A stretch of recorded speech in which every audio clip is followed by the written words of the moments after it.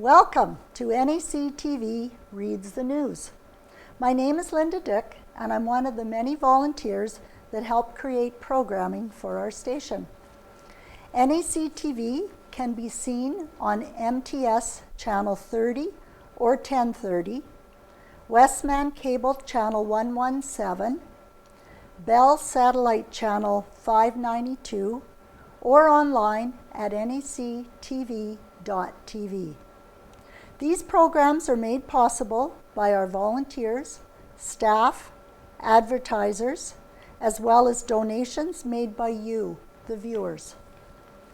If you are enjoying your NACTV experience, please consider supporting us by either donation or volunteering. You can contact our office at 204-476-2639 or at nactv@wcgwave.ca. And this is the Nipahwa banner and press for May 7th, 2021. 500 plus 40 equals love. That's 500 single-use grocery bags plus about 40 hours of labor to create a waterproof, lightweight insulating mat for those who are experiencing homelessness. With scissors or rotary cutter and mat, the bags and a very large crochet hook, size G or larger, all you need is patience and time. Linda Ford learned of the Crochet Project charity a couple of years ago, but it took time to gather up the bags required for the project. With her materials in hand, she spends time at home, aren't we all at home more, each day crocheting. Ford plans on donating her mat to Samaritan House or a group closer to home when it is completed. Donations of clean bags may be dropped off in the Ford front porch at 241 Boundary Street, Nipahwa. For a good YouTube video, Google making a plarn mat.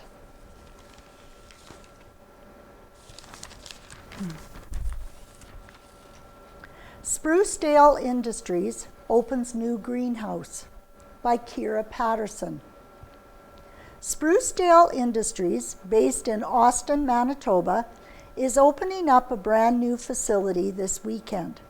The organization's newly constructed greenhouse will be open starting Friday, May 7th. Sprucedale Industries is an organization that provides day programming for individuals with disabilities and runs a supported independent living program. We're a center where we try to develop work skills for people in work settings, explained Executive Director Miles Johnston. So the greenhouse has been one of those. We also do recycling and furniture repair and stripping, and we do cement painting of lawn ornaments. So we have a variety of stuff that we do. The organization has been active for about 60 years, and they serve the community of Austin and the surrounding area, as well as Carberry, Gladstone, Portage, Holland, and Treherne. Currently, Sprucedale has 18 clients enrolled in their day program. However, much of the programming has been put on hold due to COVID-19. While some activities have been suspended, the pandemic has not stopped Sprucedale from updating its facilities. Johnson noted that the greenhouse has been part of Sprucedale's programming for over 30 years, but this will be their first year using the new building. We kind of made that decision to build a new greenhouse about a year ago, and we were able to secure the funds for that. And so we went ahead and built it, and so it all happened fairly quickly, explained Johnston. The old structure, made up of 4 cold frames linked together. Sprucedale sold the 4 structures and had them taken down last July. Work started on the new greenhouse, which is all one structure, shortly after. The new building was up by October with just interior work to be done. Now everything is set up and ready for this Friday's opening. The new greenhouse cost about $120,000 altogether, with the large portion of that being covered by grants and donations. The money that we make by the things that we produce goes back into programming, so we did have some reserves there. And then we got this $20,000 from the North Norfolk Foundation. We got $15,000 from the Thomas Sill Foundation, and we won $5,000 from the Austin Chamber of Commerce. And then we've had donations too. People just have been very generous to donate to the cause, Johnson explained. I just wanted to express our community and thank our community for being so supportive. We couldn't do it without them. The greenhouse will be open throughout the summer with extended hours during May. We carry a lot of unique things, like the plants that we get in, Johnston added. We try to carry a few of the different plants rather than just the regular bedding stuff. We invite everybody to come check it out. Hope Spring Food Drive by Jenna Beaumont of the NACI Hope Group. Spring into action with the NACI Hope Group by participating in the Spring Food Drive. The Nipahwa Community Ministries Center, formerly known as the Salvation Army, has been working hard to meet the needs of our community during these hard times and is in need of our help. The Hope Group has organized a food drive to help the Nipahwa Community Ministries with their ongoing need for food donations. On Thursday, May 13th, Hope members will be dropping off bags at your front door, starting at 3:30 p.m. We ask that you fill the bag or donate anything you can, being mindful of expiry dates on the food items. Some suggested items that can be donated include canned fish, canned meats, canned vegetables, school snacks, all peanut-free, ready-to-eat meals, baking goods, side dish items, feminine hygiene products, etc. Hope members will be coming to pick up filled bags from your doorstep on Tuesday, May 18th. Please put your filled bags out by 2:15 p.m. on May 18th, and make sure to place your bag in a visible location, as students will not be knocking on any doors. All of the food collected will be donated to the Neepawa Community Ministries Center and will be used to help those in need in our community and area. Spring into action and join us in trying to help our local Neepawa Community Ministries Center meet the needs of our communities. Neepawa Passes 2021 Budget by Evan Devereaux of the Neepawa Banner and Press. The 2021 financial plan for the town of Neepawa has been approved. On Tuesday, May 4th, Council gave second and third reading to the document, which was allocated $14,262,261.28 towards the general operating fund, and $6,129,375.44 to the utility operating fund. The operating fund is just over $5.7 million more than what was budgeted in 2020. while the utility fund is up by about $2.6 million. The primary reasons for the increases to each of those is related to the construction of a new police station, as well as reservoir upgrades. Mill rate staying status quo. For 2021, the mill rate will remain at 21.72 mills, the same amount as was assessed in 2020. That means there should be no increase in taxes for residential and commercial property owners. The exception will be for individuals who saw their property values increase over the last year, though any increase would be proportional. The mill rate represents the amount per $1,000 of the assessed value of property, which is used to calculate the amount of property tax. Comfortable with the numbers. Nipahwa Mayor Blake McCutcheon said council and administration are very happy with the results of the financial plan.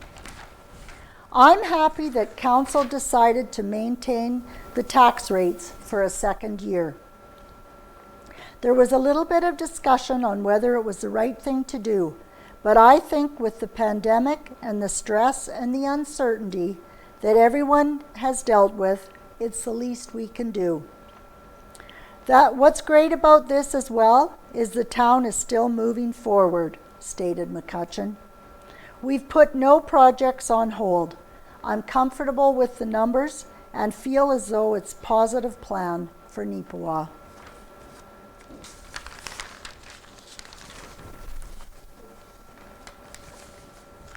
Donation made to palliative care. The Nipahwa Banner and Press annually donates a percentage of the ad sales from the April Cancer Awareness Feature to Nipahwa and District Palliative Care. This year, a total of $188.80 was donated from the feature that ran on April 16th. Pictured in the paper here is Mary Ellen Clark, Palliative Care Coordinator, who accepted the check from Banner's staff member, John Drinkwater, who sold many of the ads that contributed towards the donation.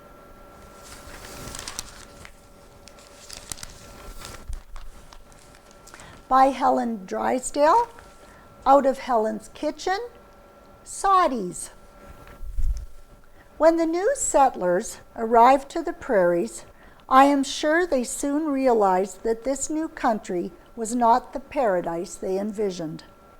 On the southern plains, the scarcity of trees and stones posed a major house building problem. Most of the settlers were short on finances, and importing lumber was difficult. With grim determination, those settlers had to rely on the only building material that was on the land, prairie sod. Most soddies, as they were known, were built between the 1800s and World War I and replaced by wood frame houses as soon as the homesteader could afford the building materials. Sod is the top layer of earth that includes the grass, its roots, and the dirt clinging to the roots. The sod around sloughs was the best to use in building homes, as the soil contained more fibrous roots, which helped keep the sod together when handled. Using a plow, furrows about 15 inches, 38 centimeters wide, and 4 inches, 10 centimeters thick, were cut. These were then cut into about 30 inches, 76 centimeters in length, and hauled by wagons to the house location. When the sod was cut, it was laid right away, because if it dried out, it crumbled. The first layer was built by placing the sod grass side down and side by side to form the base. Like brick construction, the slabs of sod were laid with the joints staggered and the corners overlapped. The slabs were placed lengthwise making a wall 2 feet or more thick. At around 2 feet high, the spaces for a window and a door had the frame set in them, and rows of sod were continued around them. Pegs, driven into the sod through holes in the frames, held them in place.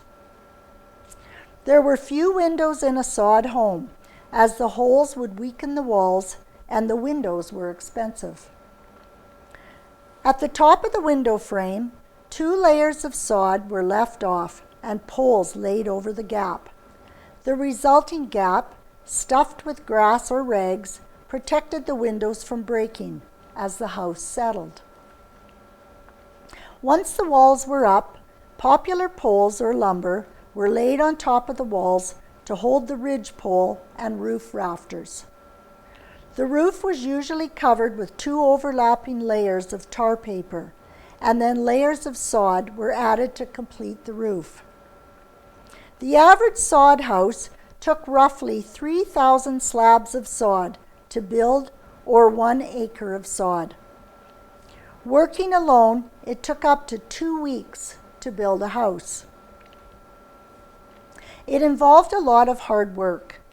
Most sod houses were about 16 by 20 feet with 1 room.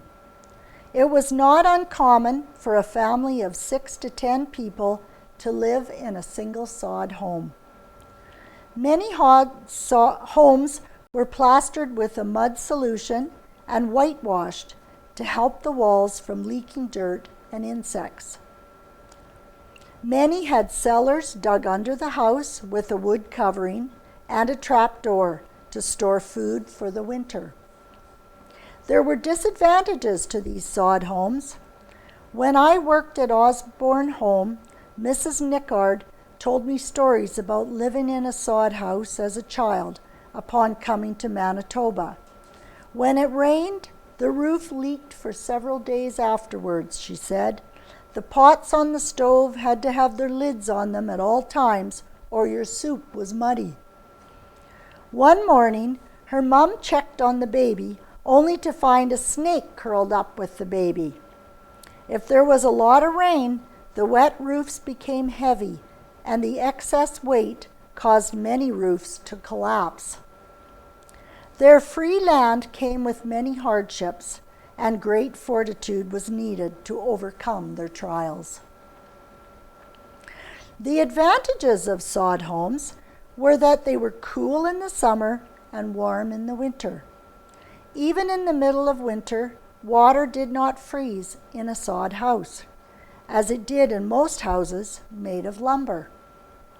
As well, being made of dirt made them virtually fireproof. Despite the lack of desirable building materials, these homes were warm and serviceable. And really what transforms a house into a home is the love and warmth shown within the walls. For these settlers, potatoes was an important food and consumed daily.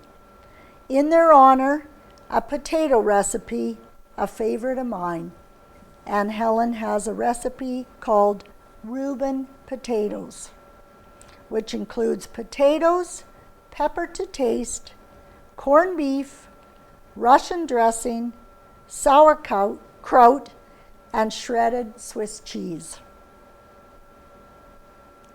Sounds good. Call 'em Like I See 'Em by Evan Devereaux. Is Trudeau trying to pull the ultimate internet troll job? Prime Minister Justin Trudeau is finding out that you do not mess with a Canadian's ability to watch other people play video games on YouTube or access adorable videos of puppies on TikTok. The federal government recently approved a major change to Bill C-10, a document under consideration that would amend the Broadcasting Act. If approved, C-10 would allow the Canadian Radio, Television, and Telecommunications Commission to regulate streaming services such as Netflix and Disney+. A late-in-the-game change, however, has created a massive uproar that has many of us actually looking up from our smartphones and paying attention to something other than Markiplier and Charlie D'Amelio, which my younger co-workers had to explain to me are people that apparently not only exist, but are quite popular. The change in question was the removal of Section 4.1, which had exempted content posted by Canadians to platforms like YouTube and CRTC regulation. On April 30th, the Heritage Committee further inflamed the situation by closing any further debate on the bill, a move that critics quickly latched onto. The negative response online was swift and severe, to the point that the phrase shenanigans trended nationally for a time. Let's all just calm down on that type of rhetoric. Chinese Communist government has banned thousands of websites and has been accused of monitoring its own citizens' online activities. That's extremely unlikely to happen here due to this change to the bill. But it doesn't guarantee it can't happen, and in a much more subtle way. The initial wording within Section 4.1, protecting Canadians from the Canadian Radio, Television and Telecommunications Commission regulation, was put in there for a reason. It was also removed for a reason, and in the days that followed, the Trudeau government has done a poor job of explaining why. And I'm sorry, but simply being able to say, trust us, we're not as bad as communists, really isn't the benchmark I'm looking for from a democratic nation. I expect a slightly higher standard.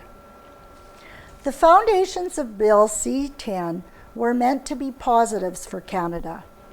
In its most basic terms, it levels the playing field between domestic broadcasters and foreign internet streaming services, who all operate almost entirely free of regulation in Canada.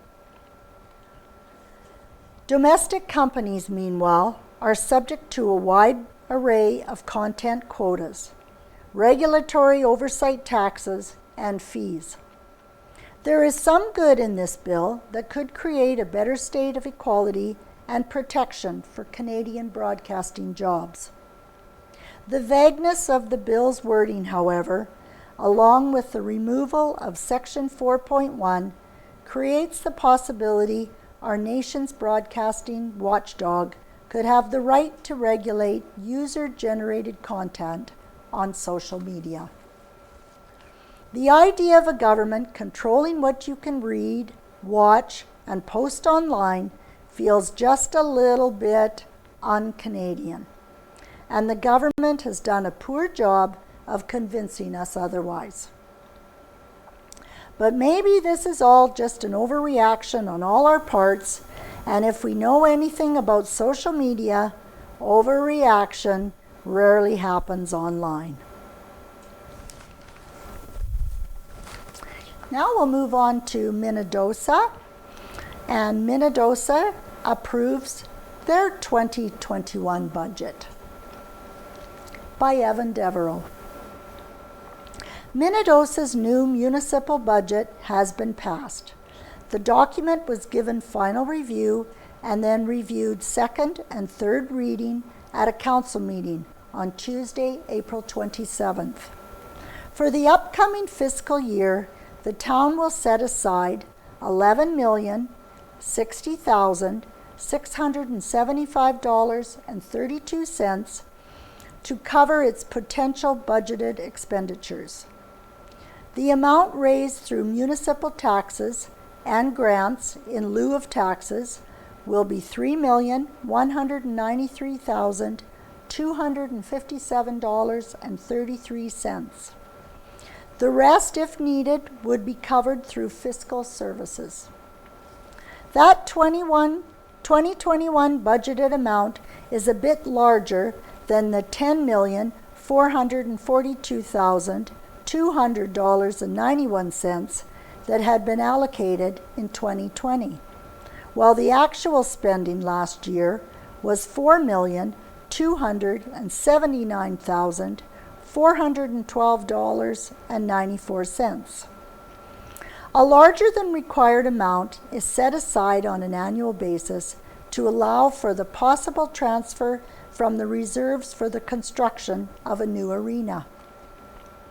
Should federal and provincial supports be made available for that project over the course of the fiscal year, this action would give the town the fluidity to move forward as quickly as possible. A responsible budget. As for the direct impact of the budget to Minnedosa property owners, it will be minimal, as the tax increase will be less than 1%. In numerical terms, the tax bill will rise by about $2 per 100,000 of value upon your property. Minnedosa Mayor Pat Scatch told the Nipahwa Banner and Press that this is a fiscal plan Minnedosa's citizens should feel pretty comfortable with. We've done everything we can to minimize the impact to our ratepayers, while continuing to move ahead on some important improvements to our town's infrastructure, stated Scatch. The improvements Scatch references are numerous for this year, and they include a new water and sewer lift station on Victoria Bay for $240,000, water main renewal on Centennial Drive, $225,000, an EMO generator, $90,000, a flood study worth $75,000, and new fire department gear, equipment, and radio at budgeted $50,000. There are several other smaller upgrades also planned for the year ahead. Mayor Scatch said that this is a responsible budget.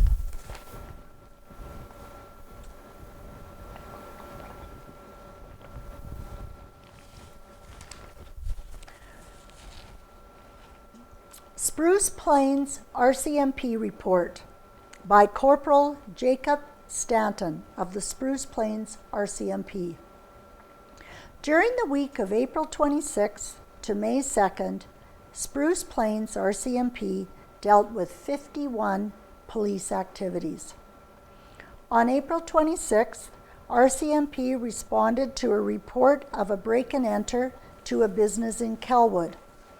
There was a delay between the time of the break-in and the time it was reported, and therefore there was insufficient evidence for police to proceed further. Police received a report of harassing communications in the municipality of Glenella, Lansdowne. The matter is still under investigation. On April 27th, RCMP responded to numerous calls about a bear wandering the streets of Minnedosa. Police found the call to be very suspicious and followed up promptly. After speaking to several witnesses, it was said the bear appeared to be searching for picnic baskets. Police would like to thank the public for bearing with them during the course of this investigation and are pleased to report the bear has moved on. Police received a report of a dangerous driver in the RM of Minto Odana. Patrols were made, but the vehicle was not located.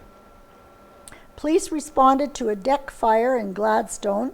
The fire department determined that the cause of fire was likely due to an overflowing cigarette tin. On April 28th, RCMP received a report of theft from a business in Minnedosa. The suspect will be appearing in court on a later date. Police assisted with keeping the peace in Nipahwa, responded to a report of mischief in Minnedosa, and to a report of threats being uttered in Nipahwa. On April 29th, RCMP received a call of a suspicious package in Gladstone. The matter is still under investigation. Police received a report of a hit and run to a vehicle in Nipahwa, where there was insufficient evidence to proceed further. On April 30th, RCMP responded to 2 commercial alarms in Nipahwa. Both were determined to be false. Police received a report of a dangerous driver in the RM of Minto Odana. Police located and stopped the suspect vehicle, who was warned for their driving actions. On May 1st, RCMP were dispatched to a report of a domestic assault in Minnedosa. After investigation, it was determined that the allegation was unfounded. One person was brought into custody until sober and was released the next day. Police conducted proactive traffic enforcement, engaging with several motorists. On May 2nd, while RCMP were conducting curfew checks in Gladstone, a traffic stop was made with a vehicle where the driver failed a mandatory alcohol screening. The driver was given a driving suspension under the immediate roadside prohibition, and the vehicle was impounded. Police responded to a disturbance in Minnedosa, where individuals were reported to be fighting. The individuals stated the fight was consensual and declined further police action. RCMP conducted 9 traffic enforcement actions during this reporting period. If you have any information about these crimes or any other crimes, please contact your local RCMP office or Crime Stoppers at 1-800-222-8477.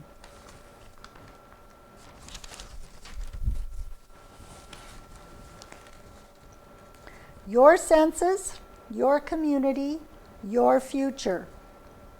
Census information is used to plan programs and services in your community. Complete your census today. It's easy and completely confidential. Go to www.census.gc.ca.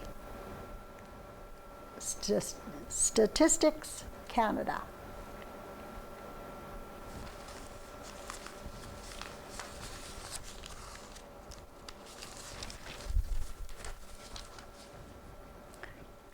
Celebrate Mom, and these businesses would like you to know Mother's Day, Sunday, May 9th.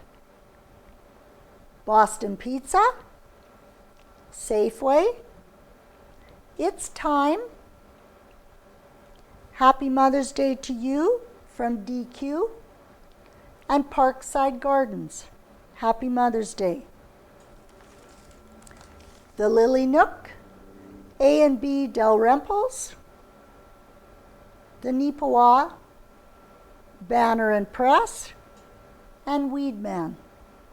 And a very happy Mother's Day to all the mothers out there this Sunday, May 9th.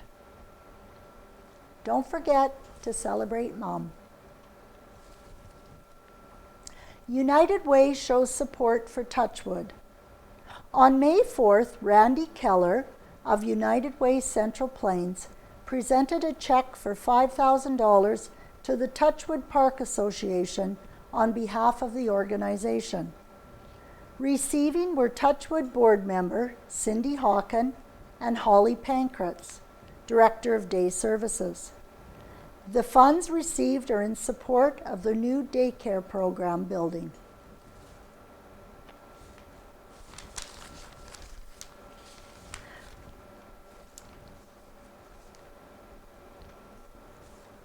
We have a picture here of a sod home. Once were a common sight. Due to the lack of stone and trees on the prairies, many settlers made their homes from sod. There were pros and cons to the homes. While they were warm in the winter, cool in the summer, They were not waterproof. And we read more about these sod homes in Out of Helen's Kitchen, which was read previously. We had lots of fun. Merv Kaharski officially closes his shop and sells the building. This is sent in by Casper Wareham of the Nipahwa Banner and Press. Merv's custom duct and sheet metal work, also known previously as Merv's Plumbing and Heating, is closing down. After over 50 years of serving Nipahwa area, Merv Kaharski made his retirement official on April 30th. In an interview with the Banner and Press on May 4th, Merv highlighted some details from his past, including just how he got started in plumbing and tinsmithing. Living just 100 yards away from Iroquois School in his youth, Merv gained his education there. It was there, too, that his interest began. When I was at Iroquois School, I had to look after the furnace, an oil furnace. I was about 10 or so at the time. And it was my job to make sure that there was oil in the tank and everything was working, said Merv. Then I asked for $2 per month to do that, and they said it was too much. After that, the trustees were going to look after it. Dennis Hurl got more money than they would have paid me, so even before my apprenticeship, Dennis and I had an arrangement. Merv explained that at the time, he didn't know Hurl well, but that Hurl knew him. As Merv went through school, the two got to know each other, and Dennis took him under his wing for an apprenticeship when he was about 15. When I first started working for Dennis, I had no driver's license because I was too young, said Merv, laughing as he reminisced. Dennis says, "Well, go get me something." And I said, "I don't have a license." He said, "Don't worry about it. You know how to drive a standard. Just don't get in an accident." That would never go nowadays, but I was proud as could be. I could drive all over town. Merv added, Dennis definitely looked after me and showed me all about plumbing and tinsmith work. He was my mentor. Come 1979, Merv bought the shop from Hurl and Merv's wife, Dale Kaharski, acted as bookkeeper and answered the phones. Later, a new building was built on that lot in 1987. With Merv's purchase, he had become the third plumber to occupy that space. It was Walter Matthews first, then Dennis Hurl, and then me, Merv explained.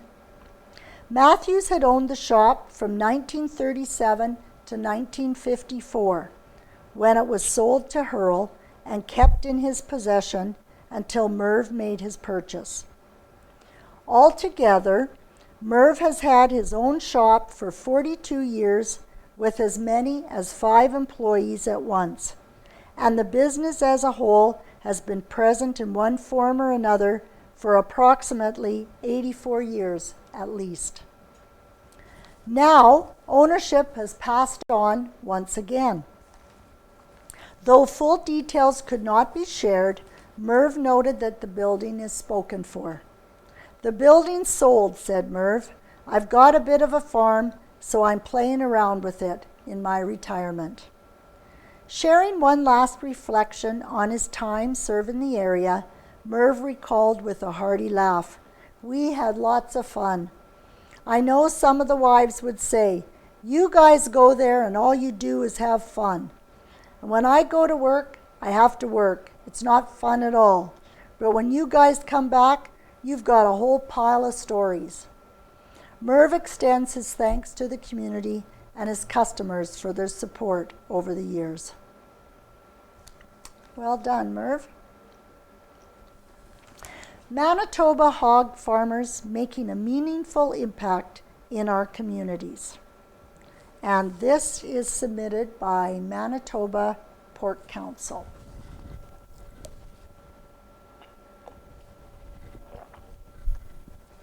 While the objective of the hog sector is to provide a high-quality, affordable protein to the world, hog farmers are passionate about supporting the well-being of the communities where they live and work. This is why every year Manitoba Pork donates more than 2 tons of pork products to those in need. This includes organizations across the province like Samaritan House in Brandon, St. Anne Food Bank, Southeast Helping Hands, A Gap Table in Winnipeg, Siloam Mission, Salvation Army, and the Christmas Cheer Board.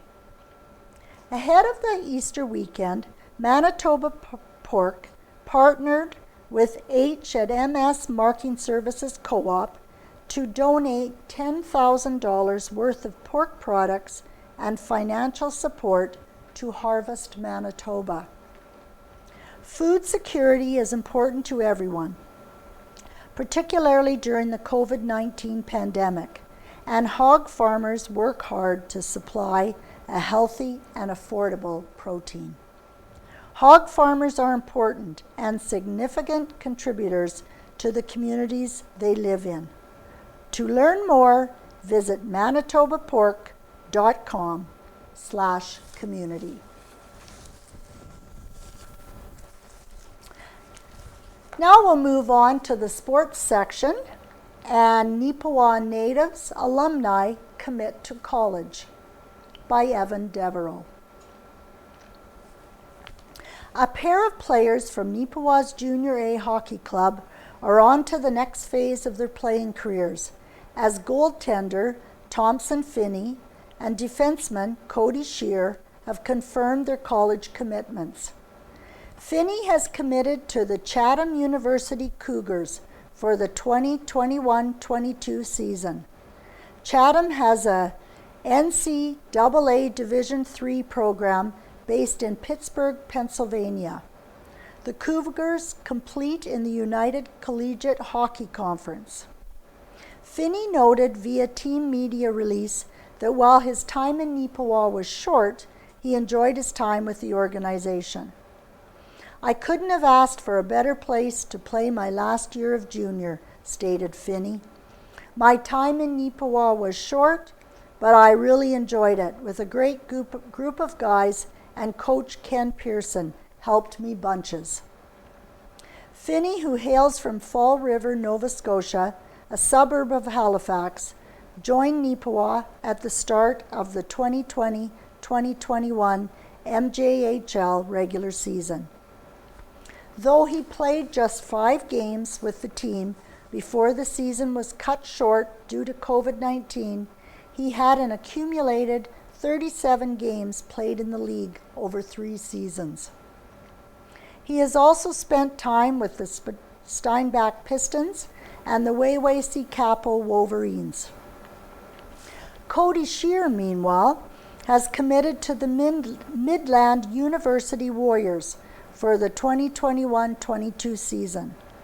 The Warriors are a Division Triple NAIA program based out of Fremont, Nebraska. The team competes in the Great Plains Athletic Conference, the GPAC. Shear has been a part of the Nipahwa's Junior A club since 2019 and played in 45 regular season games.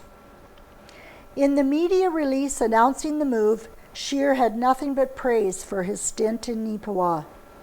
"During my time with the Natives, I've been fortunate enough to spend my time alongside great teammates and a great community. The coaching staff, billets, and community go above and beyond for the players.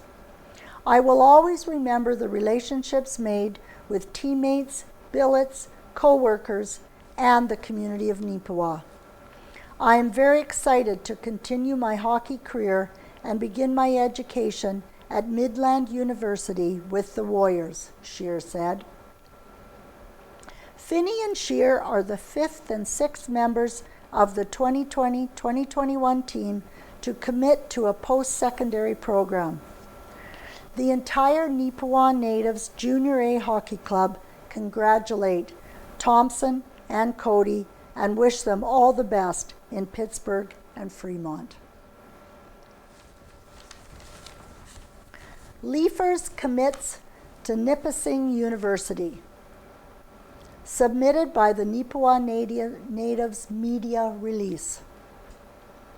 The Neepawa Natives are proud to announce that Captain Eli Leafers has committed to Nipissing University for the 21-22 season.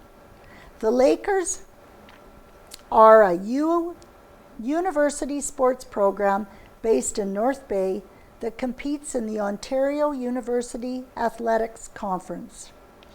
Leafers, who hails from Saskatoon, Saskatchewan, joined Nipahwa in 2018 and played in 85 regular season games for the Natives, getting 26 goals and 34 assists.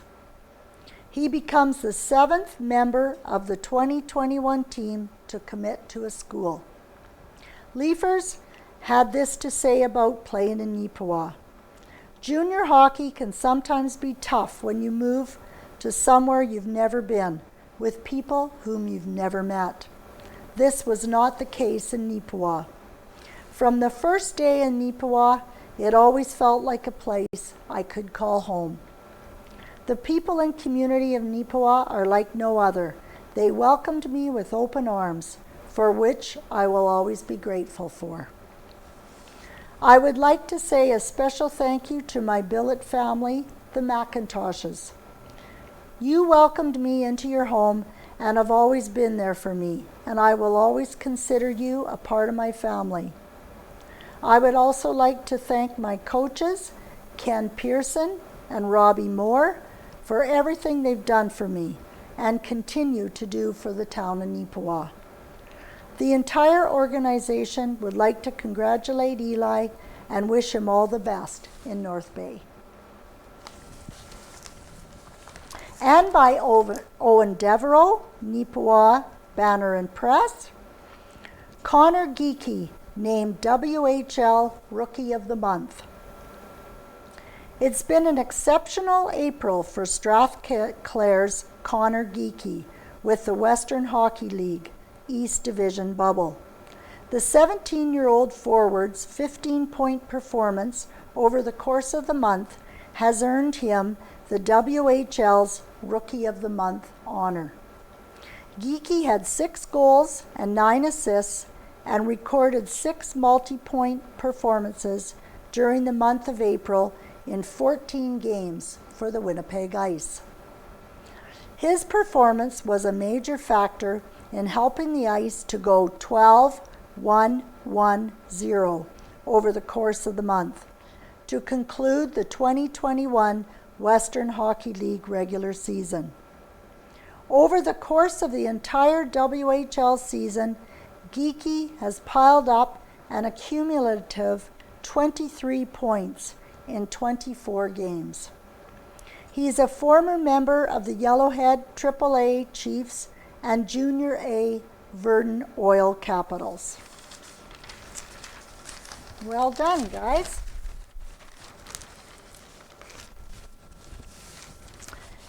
And continuing with sports, in the Carberry North Cyprus Langford, a submission here and there by Gladwin Scott. Carberry Collegiate Honor Roll, grade 9. Samuel Broer, Nathan Dick, Vanessa Falk, Ava Hamilton, Vera Lubkina, Kayla Margetts, Jackson Mueller, Aidan Renwick, Nathan Robson, Emma Sally, and Lexi Unraw. In grade 10, we have Mia Munsing, Rebecca Bird, Jacob Boyce, Trey Dixon, Keegan Drysdale, Alyssa Jolseth, Mallory Lockhart, Mia Lazinski, Carson Nekonomy, Esther Sipple, Kendra Smith, Dyla Snaith, and Tanel Steen. Carberry Collegiate Principal Bruce McCallum's son, Lyndon, who's 21, has been selected the WHL Player of the Week. The Wheat King assistant captain, a top goal getter, scored 7 goals and added 2 assists in 3 games.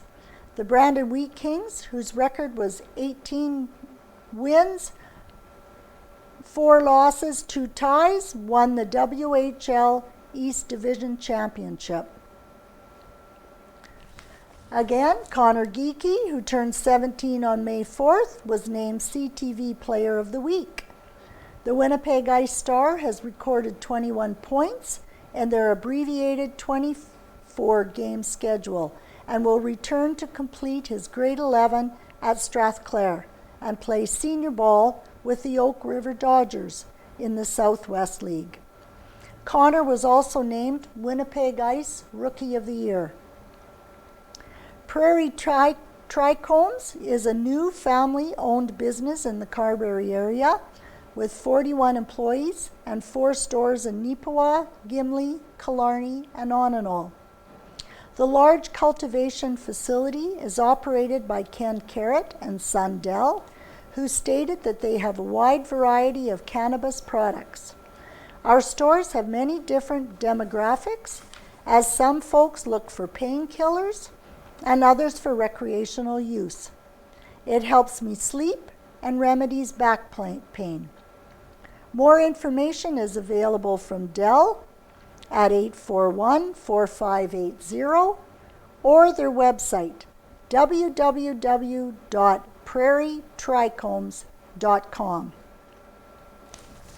Carberry and Area Community Foundation has announced its 21 spring grants. The Art Sear Park play structure gets $1,500. Communities in Bloom Day Lily Park benches for $800. Friends of Camp Hughes Trans-Canada signage, $1,000. Marshall Memorial Center Outdoor Gathering Center receives $2,995. Satan Center exterior painting for $1,750. Carberry and Area Recreation pool equipment, $550. Carberry Health Clinic waiting room AED, $1,905. Carberry Health Center and Personal Care Home staff wellness area receives $2,000. Town of Neepawa ballpark campground washrooms, $1,500. Town of Carberry traffic speed display signs, $1,500. New CACF directors are required. Email Brianna Renwick by May 14th if you are interested. There's a new bench at the CP Park sponsored by MAD, Manitoba, Build 150, and CACF. Community Profile, Austin Poitras by Gladwin Scott. Austin Poitras, age 18, is the son of Rodney and Alicia and is a member of the Carberry Collegiate 2021 graduating class. Curling, agriculture, and cars are his main interests. He started curling at 7 years of age and curled for his brother Landon when they won the zone curling banner and advanced to the provincials. For the past year, he's worked at Emerson Farms and would like to take some agriculture courses. Austin is quite proud of his 1979 Grand Prix automobile. His father, Rodney, has been a great influence on his life development. And I'm going to go back to Carberry Collegiate Honor Roll and now read the grade 11s. Celia Bogans, Natalie Clark, Amy DeRoche, Denise Macapagal, Luke Robson, Matthew Sohn, Annette Sippel, Carson Unraw, Nevich Witherspoon, and the grade 12s, Elizabeth Brar, Cassandra Crayer, Peyton Dixon, Zara Dixon, Annika Duguay, Katie Mandel, Jade Nakanemi, Cyro Oliver, Hannah Ramsey, Sarah Waldner, and Stacy Wilcox. Sorry to those I mispronounced. I would like to now mention obituaries that are in the May 7th edition. Diana Emerson passed away peacefully on Friday, April 30th, 2021 at 3rd Crossing Manor in Gladstone at the age of 80. She was born April 7th, 1941 in McGregor, residing with her family on a farm in the Austin area. After attending the Emmeline District School and then the Austin High School, Diana worked at the telephone office as a switchboard operator in McGregor. Diana first met Robert Bob Emerson when he was delivering fuel to her family farm in 1956. They married on November 3, 1962 in McGregor. In 1965, they moved to Gladstone, where they raised their 3 boys, Greg, Glenn, and Dale. Diana continued to work as a switchboard operator until the office closed. Left to cherish her memory is her husband, Bob Emerson, her children, Greg, Glenn, Dale. She will be missed by Valerie Emerson, her grandchildren, Scott, Trina, Kayla, Bryce, Jordan, Ashley, Travis, Bradley, along with her great-grandchildren, Riley, Kaylee, Tegan, Aspen, Elizabella, Bree, Tyler, Clayton, Kara, and Hannah, as well as her sister Wilma Durand and brother Ted Ritzer. Special thanks for the love, compassion, and care shown to Diana during her 10-year stay at 3rd Crossing Manor. Private family service was held on Wednesday, May 5th at Clark's Funeral Chapel, with Wendy Denbo officiating. Mildred Anna Zalewski. It is with heavy hearts that we announce the passing of our dear wife, mother, grandmother, and great-grandmother, Mildred, on April 28, 2021, at the Portage District General Hospital. Mum was born December 7, 1935, in Cudworth, Saskatchewan, the oldest child in a family of 4. In 1957, Mum met her forever sweetheart, George, and on October 31st, 1959, they were married. They left Alonza to find employment for a short time, and in 1963, they purchased land west of Alonza, and this was to be their home for the next 52 years. Dad obtained employment with the Department of Highways, and Mum was a full-time stay-at-home mum to a family of 5. She is survived by her loving husband of 61 years, George.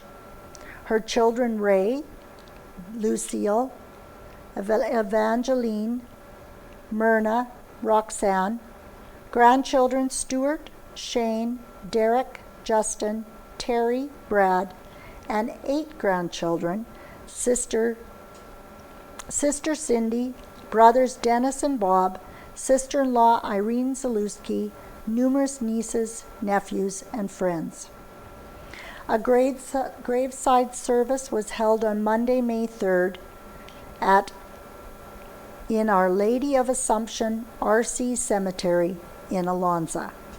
Deacon Richard Reisner officiated. And Daryl Dean Nickel. Daryl Dean Nickel passed away on Saturday, April 24th, 2021. Daryl was born on April 11th, 1963 in Hamiota, Manitoba, and raised in Isabella, where he lived until they moved to Gladstone in 1974. While growing up in Gladstone, he went to school, played sports, and made many lifelong friends. When he started working, he worked on Manitoba Pool Elevator paint and siding crew. He eventually moved into sales, selling automotive parts for Max Auto Supply, then on to selling cars for TNT, and later Westwood Ford in Nipahwa. He went on to manage hotels in places such as Gillam and Balder, Manitoba. Daryl was an active member of the community, volunteering on many committees, coaching hockey, serving as president of Gladstone Legion. Daryl made friends wherever he met. Even after his stroke, he had the amazing ability to communicate and make friends with his ready-made smile and his own version of sign language. Daryl was predeceased by his parents, June and Charlie Nickel, brother Arnold, brother-in-law Steve Derlego. He is survived by brother Walter and Kathy, Tim and Lois, sister Arlene Derlego, sister-in-law Darlene Nickel, 10 nieces and nephews, 18 grandnieces and nephews, and former sister-in-law Sylvia Perry.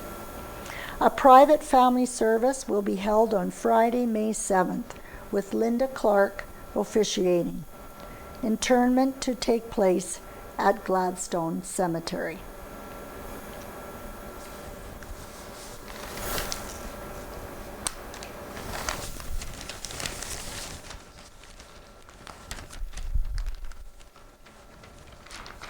Neepawa student receives RE/MAX bursary.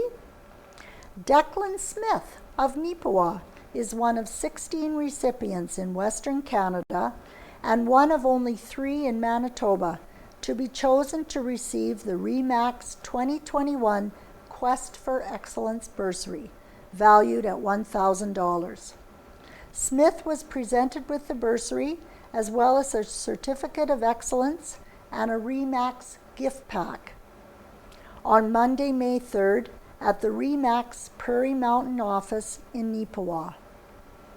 Local real estate agent Leslie Skabinski presented him with the award. The full list of winners for the Quest for Excellence, as well as Smith's and the other winners' application essays, can be found at remax.ca under the About RE/MAX tab at the In the Community link. We are celebrating National Nursing Week, and we wish to thank all Manitoba nurses for their hard work and dedication. Manitobans are forever grateful for your service. And from the town of Nipahwa, the story so far, an update from Nipahwa Tourism on its plans for 2021. Nipahwa Tourism has a specific goal in mind for 2021. Maximize our community's newest tourism attraction, the High Life Back 40 multi-use trail park. The park will attract visitors on a consistent basis throughout the year. Individuals and groups will come in from across the province to take a ride along the challenging but fun bike trail system. It's only going to get busier as Nipahwa Tourism promotes the message out there about our exciting new recreation attraction. Nipahwa, Manitoba, Canada, where stories take a beautiful turn.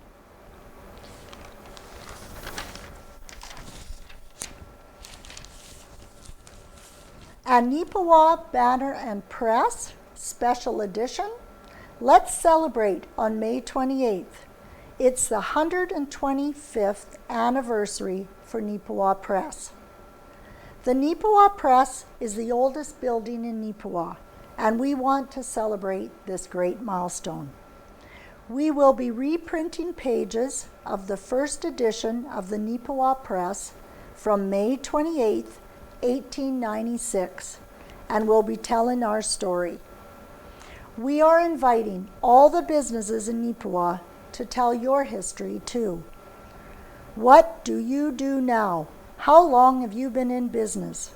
Are you located in a historic building or a historic location? Whether you have been in business for decades or only a few years, we look forward to having you join us to mark our milestones together. Let's tell our story to the world that we are still here together through good times and tough times.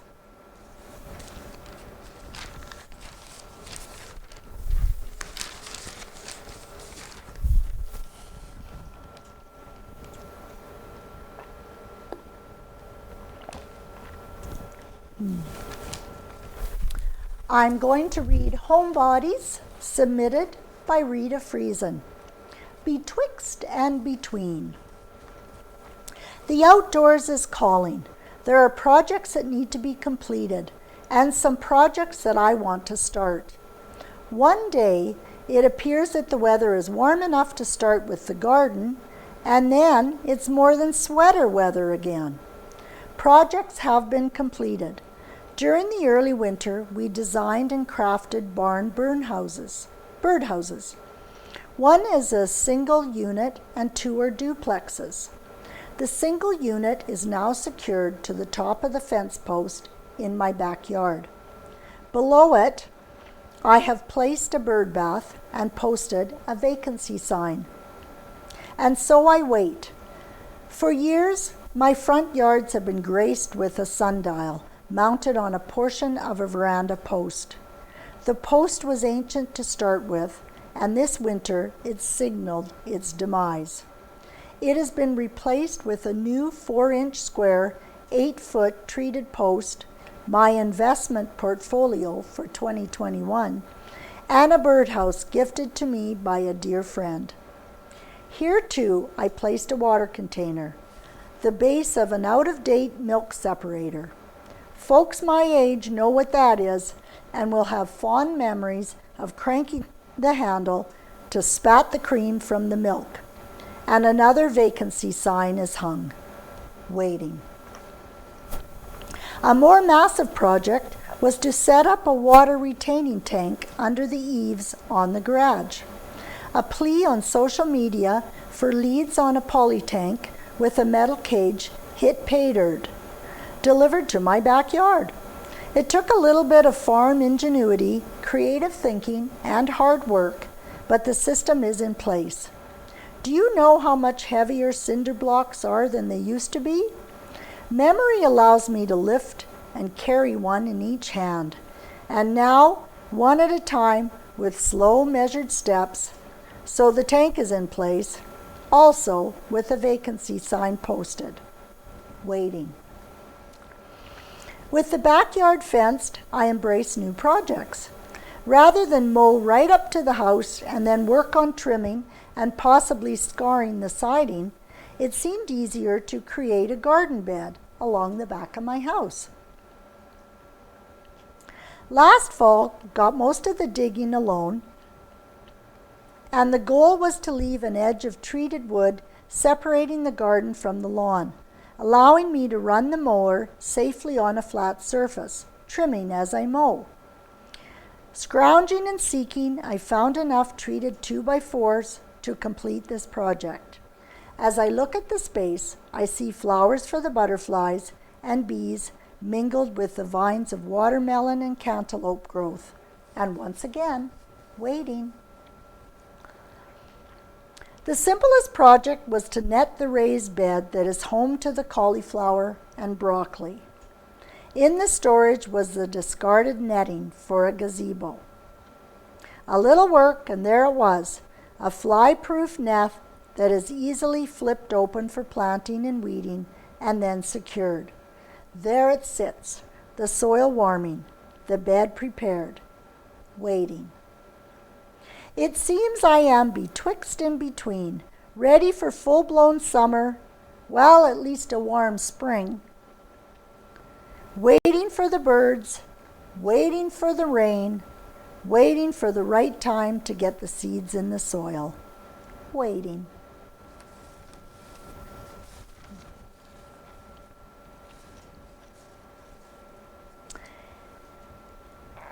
And I will read A Regal Faith, Faithfully Yours by Neil Strojan. Just over 1 month ago, the world said farewell to a man who, for 73 years, has been the faithful husband and loyal companion of Her Majesty Queen Elizabeth II. His Royal Highness Prince Philip, the Duke of Edinburgh, was a remarkable person in many ways. His loyalty and service to the Queen did not turn him into a wallflower who only showed up at certain times and always one step behind his wife. He was able to find ways to support and promote the things about which he cared deeply. And he carried out these tasks with the dignity and decorum one would expect from a British royal. But he was also a husband and father, and he faced the same challenges every husband and father faces. He understood, perhaps better than anyone, the challenges faced by a monarch in the days of tabloids, paparazzi, and gossip columnists. 3 of his 4 children divorced. 2 have since remarried. He stood with his family as they dealt with the tragic death of Diana, Princess of Wales. He felt the pain of losing part of his home, in this case Windsor Castle, to a fire. And most recently, he had to find ways to adjust to Prince Harry and Meghan's decision to step away from life as royals and chart a new course for themselves and their growing family in America. We will never know what Prince Elizabeth and Prince Philip spoke when they were alone in their private residence. We may never know which programs they listened to on the wireless, the British term for radio, which shows they liked to watch on the telly, how often they laughed or how many tears they shed as they watched family members go through hard times, but were powerless to do anything about it. Those conversations were private ones, and they should remain that way. Nor will we ever know how many hours Prince Philip spent speaking with his children and grandchildren. We will never know how he helped prepare them for life as royals and for the duties that they would be expected to fulfill. But I am sure that in the future, we will see evidence of these conversations in the way they live their lives. But there is one thing about which we can be quite certain, and that is that, like his wife, the Queen, Prince Philip possessed a personal faith in God and his Son, Jesus Christ. Queen Elizabeth has never been hesitant to speak of her faith and of the way it has helped her face the challenges of life.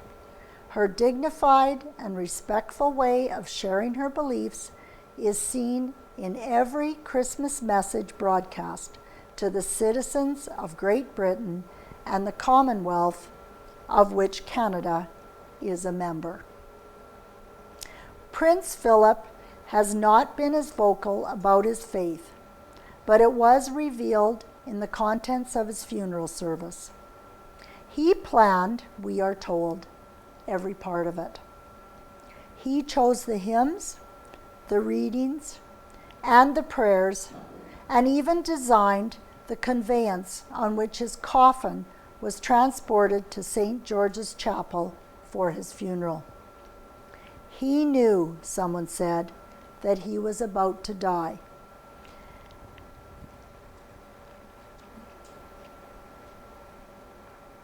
And he made the decision to die at home with his family close by.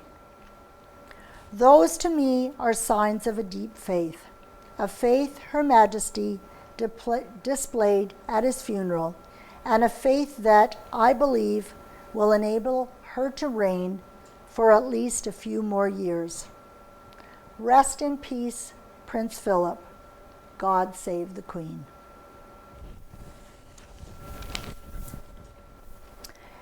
And that ends NACTV Reads the News for May 7th, 2021. I hope you enjoyed it. Have a great weekend, and happy Mother's Day to all the mothers.